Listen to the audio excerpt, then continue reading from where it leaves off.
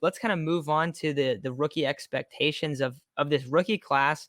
We saw the mini camp. We saw Lenore played really well. Trey Lance's motion looks a little bit better. We saw Hufanga. I mean, he made a couple splash plays, I guess, at practice.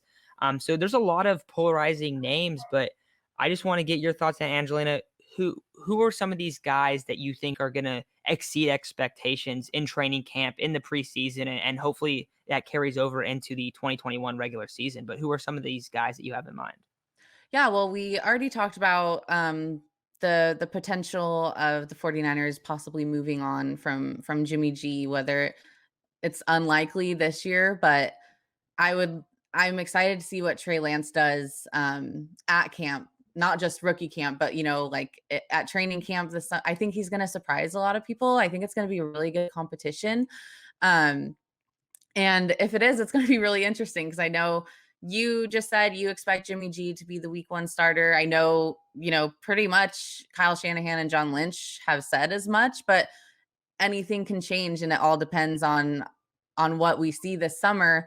Because if you have a rookie go out there and ball out, like yeah, you have the insurance of having Jimmy G as starter week one, but why not give this guy that you traded everything for a chance? You brought him here to play quarterback. So let him play quarterback. And I think that if he does ball out the way I think he's gonna ball out, uh it'll be it'll be a tough competition. I think there's gonna be like I don't want to go on Twitter during training camp, to be honest. There was literally like a picture today of Trey Lance like lined up with first string receivers and everything, and everyone's losing their minds. Like, oh my God, he's practicing with the first string. Like, but Jimmy, it's like, dude, first of all, it's practice, but I'm excited to see what he does at practice and kind of see how that plays out. And then with Trey Sermon, like there are so many quarterbacks. There are so many running backs on this roster.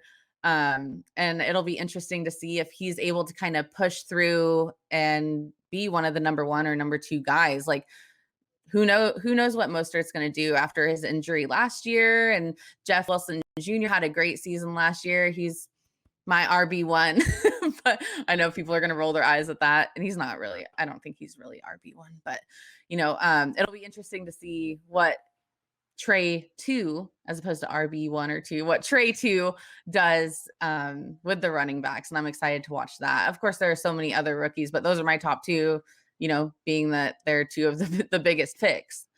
Yeah, and especially at positions where we've seen a lot of guys in Kyle Shanahan's systems really flourish. At quarterback, for one, that's definitely a position that's been brought up as, Kyle's able to groom these guys, and especially young quarterbacks. You look back at, I think the most similar guy to Trey Lance, even though I don't think they're very similar as players, is got to be RG3, just because he brings that extra dynamic as a runner.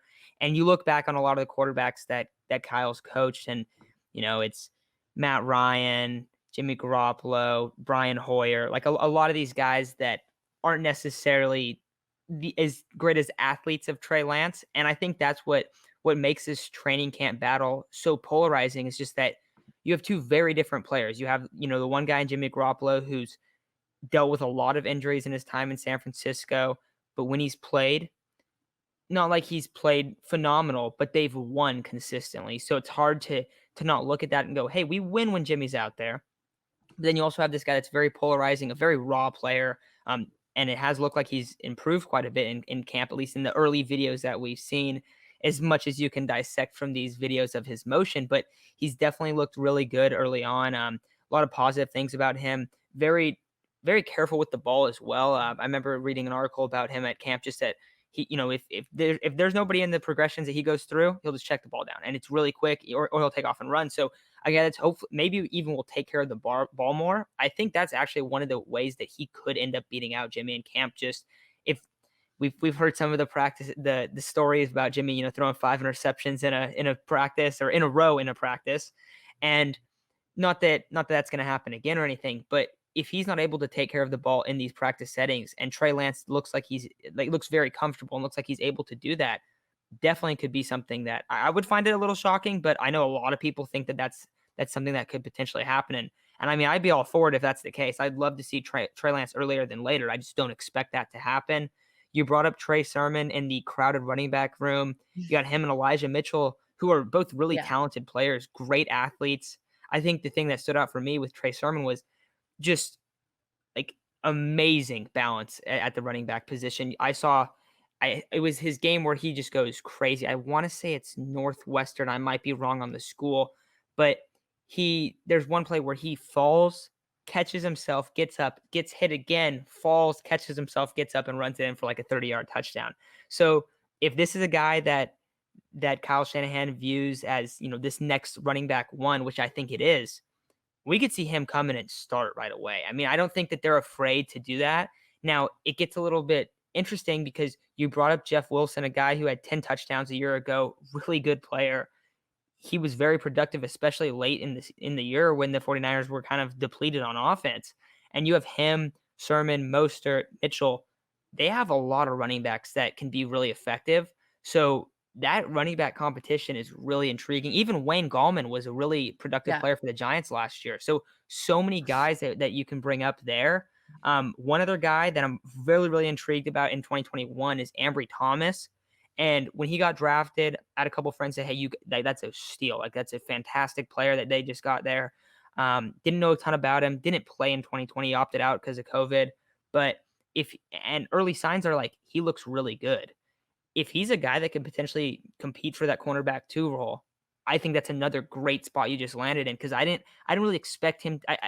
What I had read up on him right after the draft was that it should be expected he has sort of a redshirt rookie season, but just after this first weekend of rookie minicamp, and can't put too much stock into that.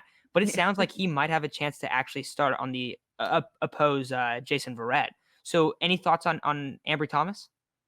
yeah. Him and Lenore are two that really excite me. We know that this team has overcome a lot of injuries on defense, and so anything that's going to make the defense stronger, in my eyes, I'm excited to see. Um, it'll be interesting to see where they both end up playing. Like if they switch to nickel or wherever Shanahan decides to put them, it'll be interesting. And you have a new defensive coordinator this season, so he has a lot of weapons to play with, and I think uh it's going to be exciting. Like every single position, it's kind of like, like what's going to happen there. And going back to the running backs thing, you made me think of something. Like I think that the quarterback room is, or sorry, I keep saying quarterback instead of running back. Quarterback's on my mind, like any good 49ers fan. I think the running back room is so crowded just because, yeah, we did see it kind of depleted last year. So I don't think they want that to happen again. I think they want to have options, and obviously, not someone's going to have to get cut, I'm sure, but it's going to be interesting. And yeah, cornerback is one of the most dire positions for them right now, especially Verrett is obviously the best cornerback on the team right now. Richard Sherman, we don't know what's going to happen with him, and Verrett is injury prone. So it's really important for these guys to step up, for these rookies to step up and hopefully contribute. Yeah, and I like that you brought up Lenore as well. Obviously, there was a big video of him pressing Austin Watkins 2 times and then intercepting the ball, looking at exactly as advertised. Him and Ambry Thomas have both been talked about as being incredibly physical players, and it sounds like that's what everyone's seen early on. So, I mean, Ambry Thomas mostly was used in like a press man kind of scheme at Michigan. So if he can convert to, they mostly cover 3, but they kind of adjusted late last season with Jason Verrett, just with his skill set and ability to cover guys man on man. And then they had Akello opposite of him, at the end of the year. But Ambry Thomas, he could potentially play that kind of role where he's up in every wide receiver's face, getting really physical, able to play either press man or press and bail to that cover 3 kind of spot. But I definitely am really intrigued by both those guys, and I like that you bring up the position kind of question marks because either of them could get kicked inside to the nickel, or they could stay outside. So if I had to guess, I'd probably say Ambry Thomas will be outside and Lenore will be in the nickel, but we don't really know now. So I mean, that's just something that's kind of up in the air. And then they're going to be competing with Emmanuel Mosley, so Emmanuel Mosley has to go out there, win his spot. We've seen him look good in some time. uh, not a ton, not a huge sample size for him, but he's definitely been successful early on in his career. But the one last guy I want to talk about is Talanoa Hufanga, and I just wanted to get your opinion on where do you think he's going to play in his I have rookie no season? idea. I have no idea. It'll be interesting to see. What do you think? So this was There's so many positions that are literally question marks. Like, I have no idea. Yeah. So I don't know if you saw his quote, but he basically said he wanted to be a Pro Bowl special team player, which I absolutely love. I think that's Huh. amazing. Love the mindset That of coming out I saying, think he's for sure going to start out on special teams. Absolutely. Like, that's a given.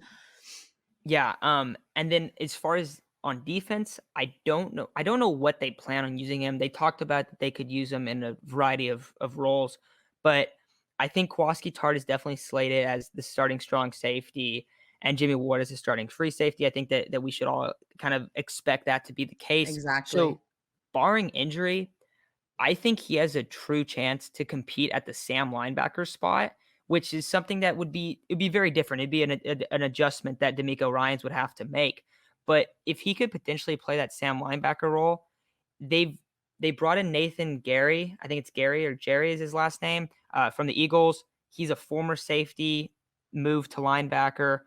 They have Aziz Al Shair that's kind of competing for that role. They have a couple guys that are going to play Sam backer, and the Sam linebacker's only been on the field about 35 to 40% of the time. I think that was last year, and I think 2019 as well. I'm not exactly sure about 2018's numbers, but Yeah. 2019, 2020, that's about how much that guy was on the field. I think that he has a legitimate chance to play that role, which would be a position change for him because he was a true safety at USC. But if he can kind of move back, it's almost like a money backer kind of role. And if they want to bring that guy on the field more often, because that's something I heard about bring coming over to D'Amico Ryans that he wanted to utilize his linebackers more. Well, if you have a guy that's a former college safety playing linebacker, that kind of allows you to do that because you can't just go and have Al Shazier at linebacker and then he's guarding Travis Kelsey. Like that's just not going to work. You have to make adjustments and whatnot or bring a nickel in to guard the slot. But if you have a guy that's a former safety at that role, I think there's a very good chance they could do that. I kind of expected them to go after a hybrid safety linebacker at some spot in the draft. Think I had them mocking a guy named Jameen Sherwood who came from Auburn, and he was like their exclusive money backer guy on passing downs. But I think that there's a chance that that's how they use Hufanga, and don't know if that's what they do early on. But I definitely think that if he's not able to carve out a role in the secondary, that he could move to linebacker, which would be really Yeah. intriguing. Yeah, and, if they do continue to use that position as they have in the past, like, for a rookie, something where you're only on the field, 40 to 50% half the time, and you can kinda sit back and learn, the other 50%. I think that's a great deal for him, and, I think he would adjust really well. I mean, he's physical, and, with a linebackers coach as your defensive coordinator, like, you're gonna have an advantage at learning the position already, so it's like a double whammy. Yeah, and I like it too, just because we also saw Dre Greenlaw come in former safety and convert to linebacker under Yeah. D'Amico Ryan. So a similar kind of case study there of that working out, and hopefully, I mean, I would really like that idea. I think there's a chance that it happens. If it doesn't, I still expect expect every 49er fan to see Hufanga flying around the field, like you said, special teams. Really expect him to flourish there, but a guy that I'm also really excited for. But I think that'll kind of wrap it up for these rookie expectations. Fun to just kind of go over these guys from kind of a broad perspective and just kind of, our initial thoughts on them because it could play out so many different ways. And there's always Exactly. a surprise guy of the camp, which it looks like it might be Lenore early on, which is really Yeah. cool. Yeah, yeah, that play, I mean, gave me goosebumps. Even though it's practice and even though Trey Lance had to throw the ball, like, it was just cool to see. It's just that physicality and that mentality that we've seen out of the 49ers defense. So if you have guys who are Yeah. kind of adopting that the first practice of the year, that's always a great sign. Yeah, yeah.